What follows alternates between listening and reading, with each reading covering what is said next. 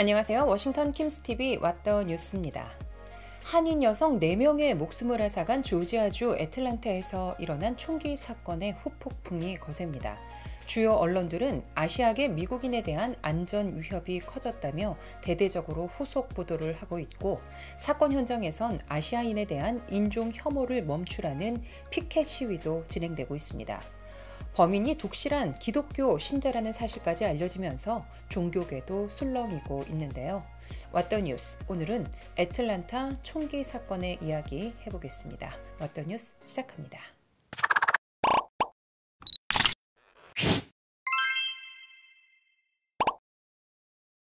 남부 복음주의 기독교가 도널드 트럼프 전 대통령 지지 세력과 겹치고 백인 인종주의 이념의 자양분 역할을 한다는 사실에 대해 언급해 드린 바 있습니다.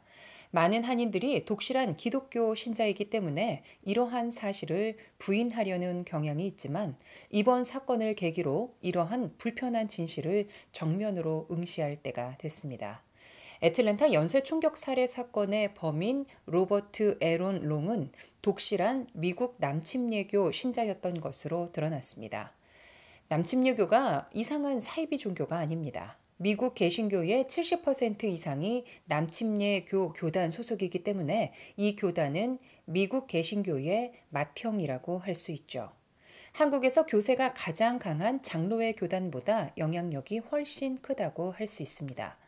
범인이 출석한 조지아주 밀턴의 크랩 애플 퍼스트 침례교회에서 청소년 사목을 담당했던 브레트 로트렐 목사는 롱이 청소년 시절 항상 의자를 정리하고 바닥을 청소하는 등 모범적인 활동을 해왔고, 롱의 아버지는 교회에서 가장 중요한 평신도 지도자였다고 밝혔습니다. 로트웰 목사는 범인이 매주 일요일 오전과 오후 예배는 물론 수요일 저녁 모임 그리고 선교 여행도 빠지지 않았다고 전했는데요. 고교 시절 내내 매주 성경 공부 모임에 참석하기도 했습니다.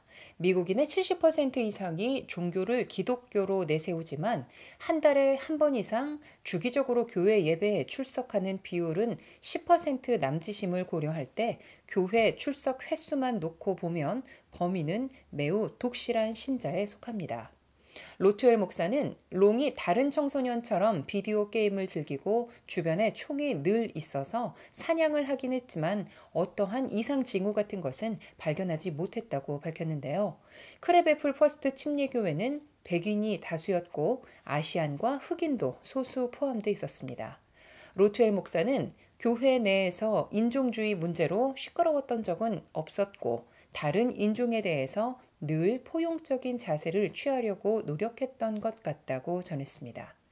크랩애플 퍼스트 침례교회는 사건 직후 비극적인 사건에 가슴이 아프다면서 피해자와 유족의 슬픔에 공감하며 그들을 위해 기도를 계속하겠다고 밝혔습니다. 교회는 또한 혼란 상태에 빠진 롱의 가족을 위해서도 계속 기도하겠다고 덧붙였습니다. 하지만 크랩애플 퍼스트 침례교회는 사건 직후 예배 동영상과 롱이 포함된 사진 그리고 비디오 자료 등을 모두 삭제했습니다. 삭제 전에 캡처된 동영상 설교에 의하면 제리 더커리 담임 목사는 요한계시록 설교를 통해 예수가 곧 재림하기 때문에 전 세계는 준비하고 있어야 한다고 강조했습니다. 그는 미국의 45명의 대통령이 왕을 참칭해왔지만 진짜 왕이 곧 온다면서 왕이 오면 모든 것을 파괴하고 청소하고 심판하는데 사탄과 야수와 거짓 선지자들은 모두 영원한 지옥으로 떨어진다고 강론했습니다. 목사가 요한계시록을 강론하는 게 이상한 일이 아니지만, 최근 큐아난과 백신 음모론 그리고 백인 우월주의가 요한계시록으로 연결된다는 사실에 주목할 필요가 있습니다.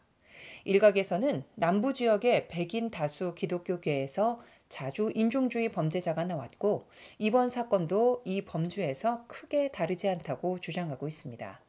물론 남침예회 교단과 신자들은 이 같은 사실을 완강히 부인합니다.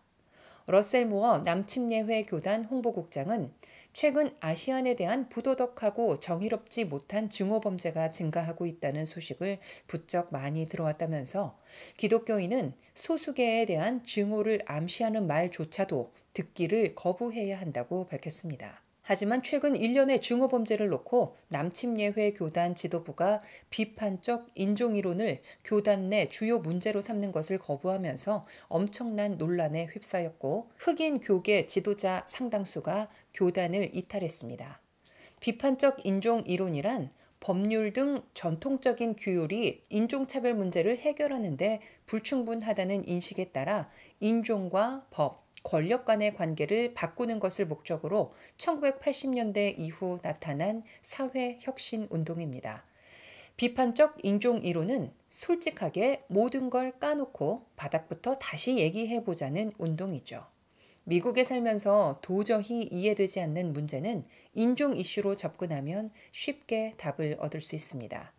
비판적 인종 이론은 어렵게 풀지 말고 인종 문제로 접근해 그 근본적인 차별 관행을 없애보자는 캠페인이라고도 할 수 있습니다. 범인이 다녔던 교회가 속한 남침예회 교단 파운더스 노회는 최근 비판적 인종이론은 무신론적이며 유물론적 이데올로기에 불과하다고 비판했습니다. 비영리단체 아시안 아메리칸 크리스찬 콜래보레티브를 이끌고 있는 레이몬드 장 목사는 범인이 남침예 교단 신자라는 사실은 전혀 놀랍지 않다면서 백인 복음주의 교단 내부는 백인 우월주의에 대해 비판적인 토론이 이루어지는 분위기가 전혀 아니다고 밝혔습니다. 그러면서 불행하게도 백인 우월주의 풍조가 만연해 있다고 말했죠. 장 목사는 한인으로 시카고 외곽의 복음주의 계열의 위튼 칼리지에서 교목으로 일하고 있습니다. 장 목사는 백인 교회 내에서 인종 문제를 거론하는 유색인종이 있긴 하지만 조용히 묻혀지거나 배격된다고 밝혔습니다. 그는 더 나아가 대부분의 미국인들이 남침예 교단에서 범인이 나왔다는 사실에 놀라지 않는 이유는 역설적이게도 누군가 이 같은 범죄를 저지를 수 있는 신도를 양성하도록 방치하는 시스템적인 올가미가 작동하기 때문이라고 지적했습니다.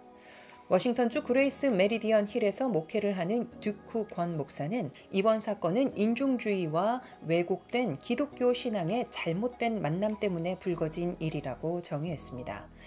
문제는 이들의 피해자였던 우리 한인들조차 문제의 진짜 본질을 외면하고 똑같은 기독교 형제로 판단해 왔다는 점인데 이제는 허울을 한꺼풀 벗겨볼 필요가 있다는 사실, 이마저도 부인해서는 안 될 것입니다.